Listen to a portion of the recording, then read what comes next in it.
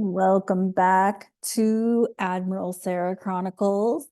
This time I am talking about Star Trek Voyager. This is season 4, episode, lowering my desk. Season 4, episode 4. This episode is called Nemesis. This is from Voyager. I know there's a Star Trek Next Gen movie called Nemesis, but this was from Voyager. This episode, of course, spoiler alerts, because I will talk about ending and conclusion and what happened and all that. Okay, so in this episode, Commander Chakotay crashes on a planet amid a war, and he is basically mind controlled into believing that the people he is with, the Vori, I don't know how it's spelled. I'm guessing Vory. I don't know. The people he is with, the Vori, are at war with the Cretan. And the Cretan is the nemesis or the enemy of the war. And so the interesting thing is like, I've seen this episode a few times, and this time I think every time I watch it, I see it a little bit differently, but watching it this time, I totally got cult vibes because like their language was generic. Like they referred to the Nemesis, the Defenders, uh um our women and our sisters, or our wives and our sisters, the what did they call it? They had like different terms for the far after, the soon after. Like soon after is like a little bit, the far after is a long time, and then there was like the term that they used for like when they die. They had a term for that. Anyway, it was just like generic language, which totally had me feeling cult vibes. But ultimately, the the crew on Voyager were able to communicate with the Cretan, who were supposedly the enemy of the Vori, and the Cretan was the species that helped them rescue Chakotay via Tuvok. But even when Tuvok approaches Chakotay, he does not believe that Tuvok is his ally, right? He doesn't recognize Tuvok as Tuvok. He recognizes Tuvok as a Cretan nemesis, the enemy. So, and ultimately, like the psychological abuse that Chakotay is fed is referred to as propaganda. It's referred to as mind control. And I think this is so Neptune and Pisces, and even like the age of Pisces is like, you know, look at the propaganda, look at the product advertisements that we see and we're taught to believe, or, coerced into believing, you know, certain things, specific things, and we're even coerced to a point of thinking that our friends are our enemies, the people who care about us are our enemies. I mean, this is so similar to like an abusive partner, or like particularly like an emotional or psychologically abusive partner who like uses words to convince you that your best friend is a bad guy, your best friend is an enemy. My ex used to try and tell me that my friends were bitches, and well, maybe they are bitches. They weren't being bitches, right? Um, but I could tell by just like his interaction, my ex's interactions with my friends, and that my friends were willing to come to me about these interactions.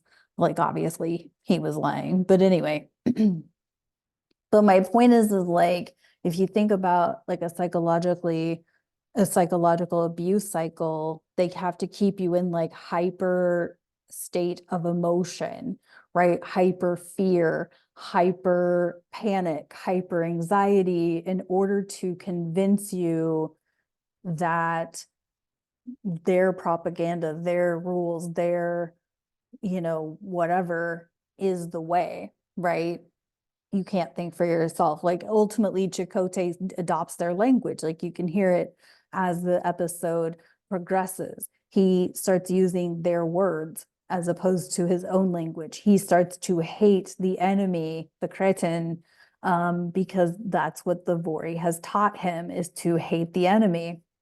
And um, so it's like, I mean, and if you think about it, like that's how a cult works. And I know a lot of people probably think I'm in a cult, but honestly, I don't really care what language. Well, there are proper terms for some of the things, but other things like, if you think about like God, spirit, universe, source, like however that aligns for you. Some people call it Gaia, or Mother God, or however that aligns for them. Like that's like, you know what I mean?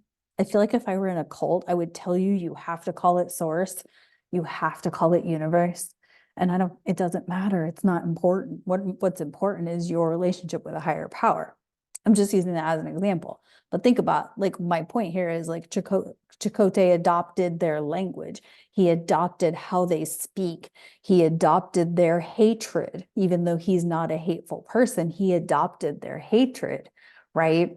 And so I really invite you to like think about times or circumstances where you were told or you were provided maybe seemingly guidance. I have to choose my words a little carefully here because there's a lot I would like to say, but this is YouTube and I could get flagged.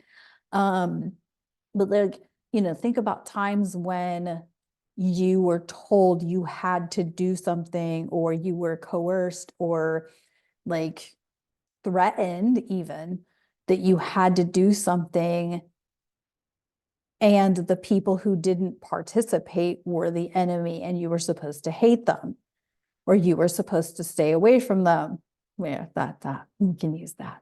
Um, so and I can tell you that the last time I saw this episode was 4 years ago. So if that tells you anything.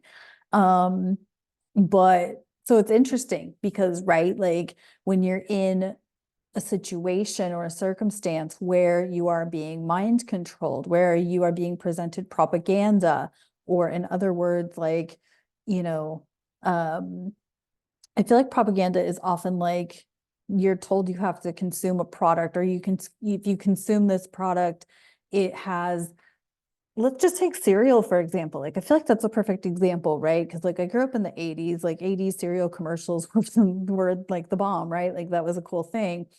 And many of us might have even grown up just eating cereal for breakfast because we were told it was a great source of vitamins and minerals, right? Even though like it wasn't the best source, but that's what we were told. So that's what we ate.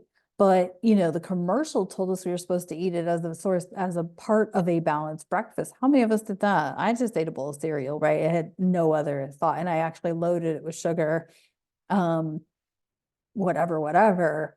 And, but I didn't have like, meat for breakfast or eggs for breakfast. That was my breakfast, was a bowl of cereal.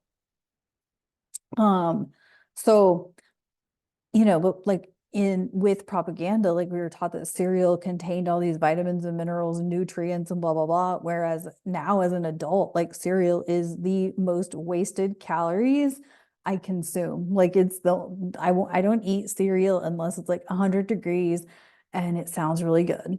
I usually don't eat cereal, right? Because it has zero nutrient value, right?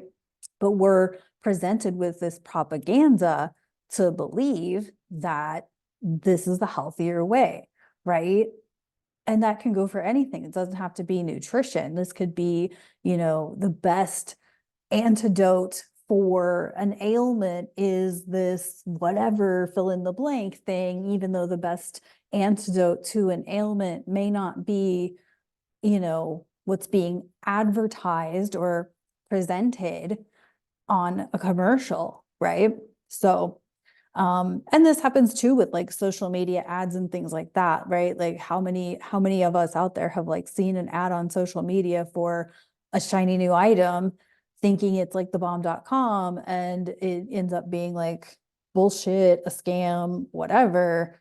But because it was on social media, we thought it was legit. Like we've all fallen for a scam like that. Even I have.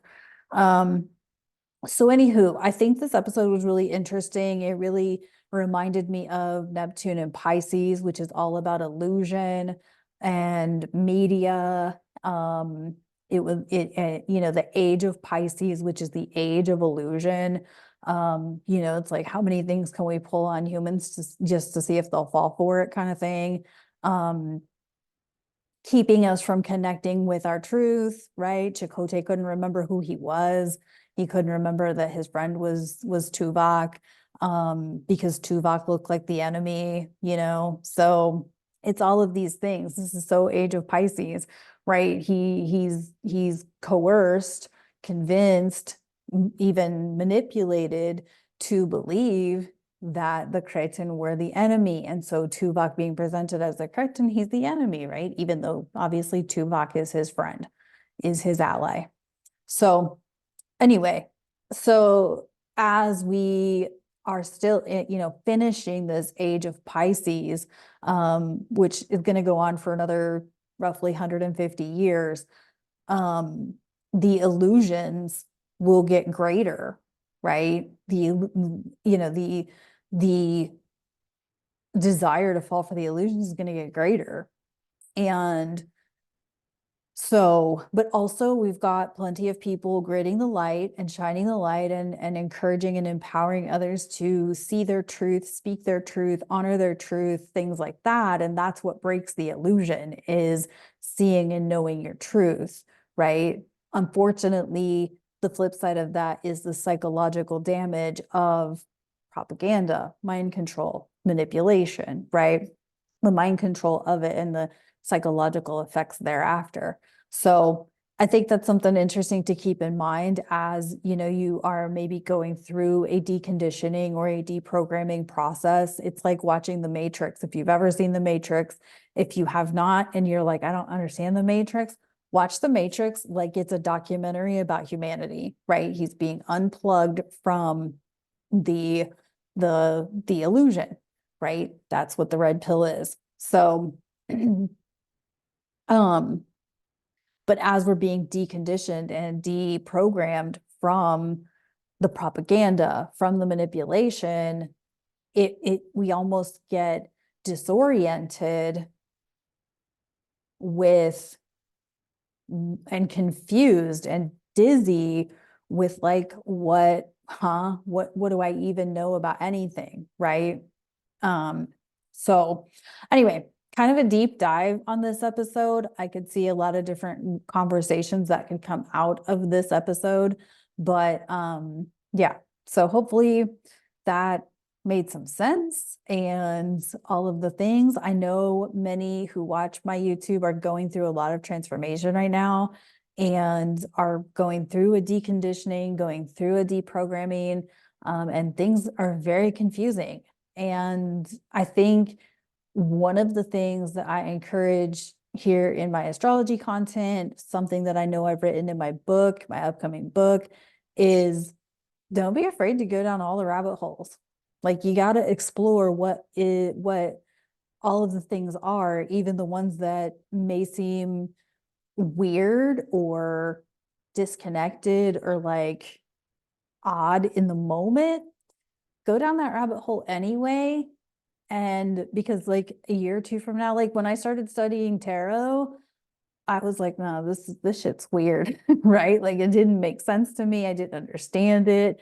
So I put it down. I kept the tarot deck that I owned, but I didn't study it, didn't look at it. And then I don't know, a year went by or something, and I got back into it and I really started studying it and understanding it. And that was when it actually made sense. So I think when we're going through this, and whether you're in a coaching program, personal development program, working with a spiritual mentor, an astrologer, whoever, whatever you're working with, you may see or explore avenues that in the moment make zero sense, don't feel aligned, don't feel like they add up, but you've got that knowledge in your subconscious. So when you maybe it's represented to you 6 months, a year, 2 years from that point, you're like, oh, okay, now I get it. Now I understand.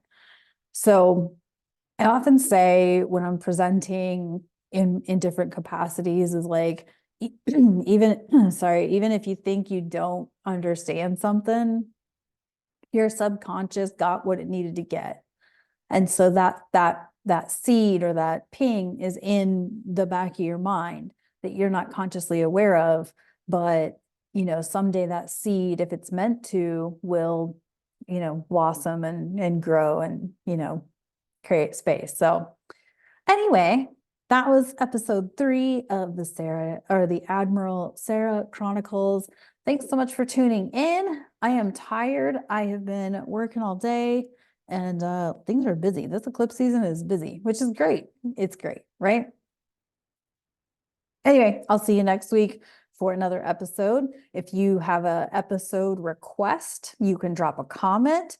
If you have a avenue you'd like me to pursue besides Star Trek, drop a comment. Let me know. Let me know what you think and all of the things. And I will talk to you soon. Bye.